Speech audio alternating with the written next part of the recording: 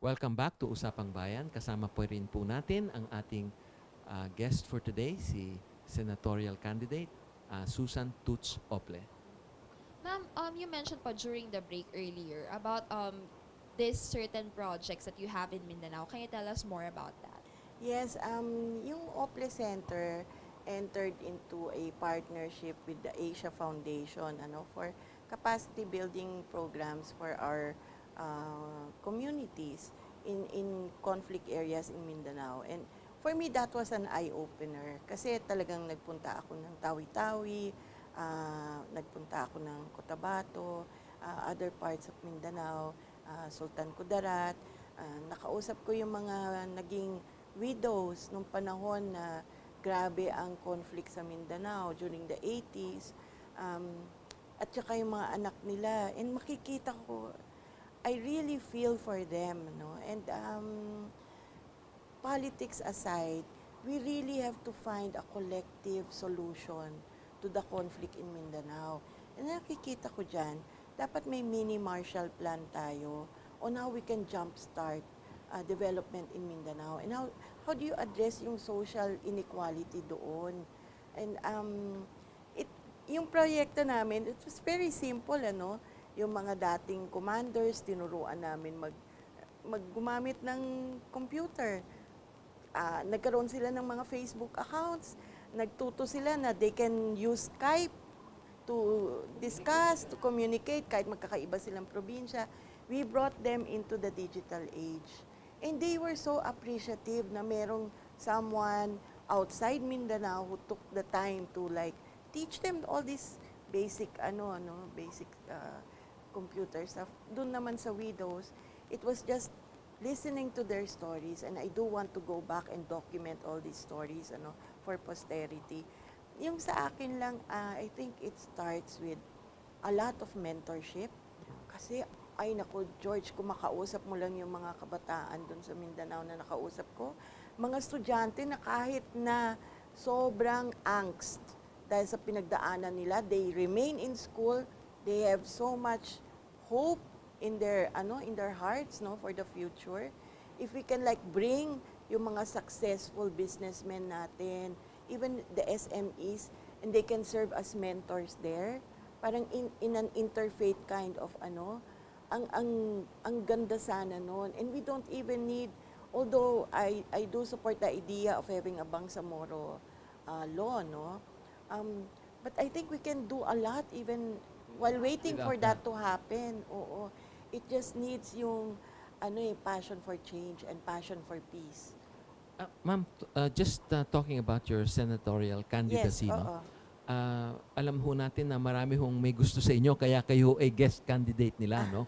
So, ang gusto ko lang ho itanong, ano ho ba yung mga komplikasyon na hinaharap nyo being the guest candidate, no, of various parties and presidential aspirants?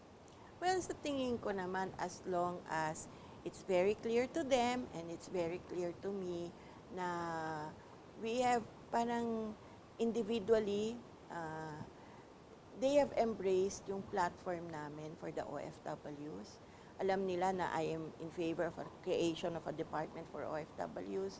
Alam nila that I really want a victims assistance program for human trafficking survivors. So, as long as malinaw sa kanila na ako naman ay tinuturing ko silang lahat as kaibigan even mentors. Like Senator Miriam Santiago, nagsusulatan sila dati ng tatay ko. I mean, how do you ignore that kind of relationship, di ba? And sobrang taas ng tingin ko sa kanya.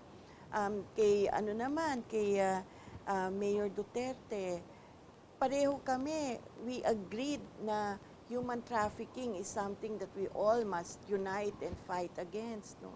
So, as long as I am respectful of each of their strengths, and as long as the people believe that in my advocacy, I think that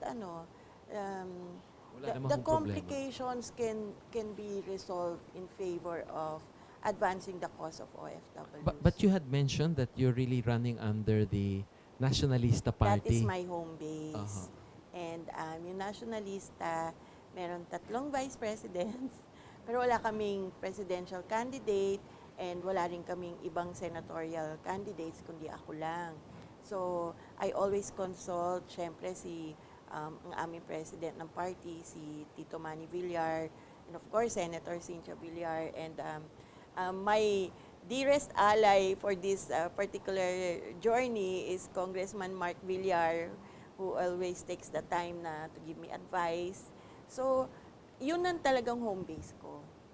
Ma'am, do you think na these various endorsements from different political parties and presidential aspirants will help you naman land a spot on the top 12? Kasi this is your second attempt na, 'di ba, to seek a senatorial Yeah. seat. So do you think ito pong mga endorsements na iba't ibang grupo at iba't ibang presidential aspirant, because of course it also reflects their support at yung tiwala nila sa inyo eh. Well, I'm hopeful. I'm really hopeful that this time around na I can make it because I really do want to make a difference. And yung noon kasi parang I ran and I guess hindi rin pa kasi ako masyadong kilala. Not that I'm really famous now, no? But I did not stop eh. I never stopped.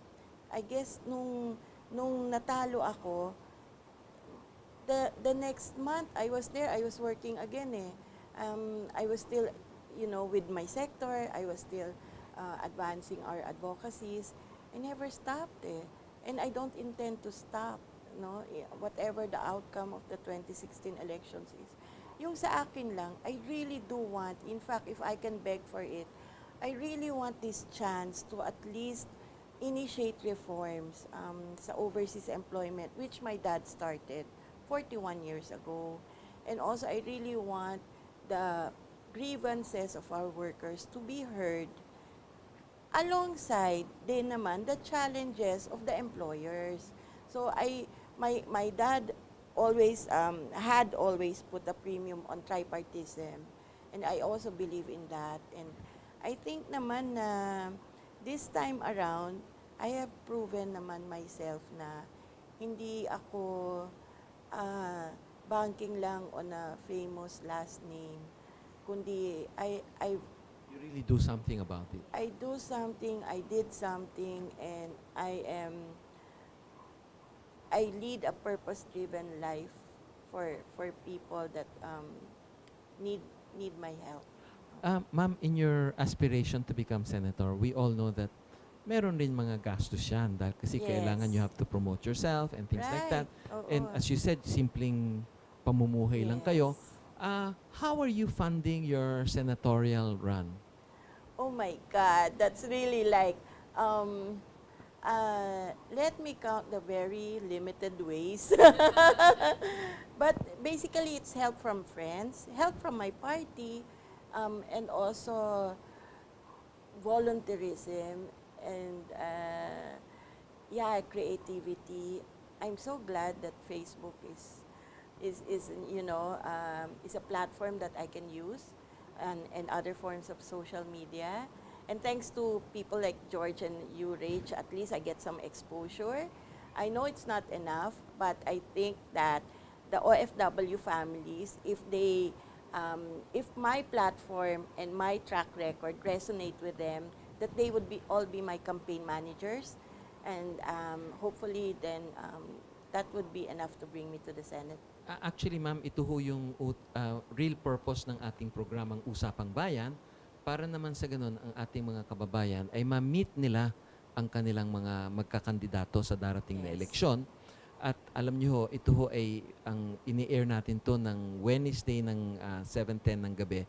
And nire-replay ho natin ng Thursdays ng umaga ng 10:10 and Fridays ng gabi at 9:10. And then after that, we post it on YouTube. So, pwede nyo hong Yeah. isabihin sa mga kasamahan natin na pwede kayong mapanood sa mga issues na tinatalakay natin. Ayun. Malapit na hong magtapos ang ating programa Yes. ngayon. But let me give you a few minutes maybe to make an appeal directly to our countrymen na kung bakit nila dapat kayo iboto as a senator this coming 2016. Okay. Well, sa ating mga kababayan, yung Senate, that should not be for the intellectualist and intellectually timid.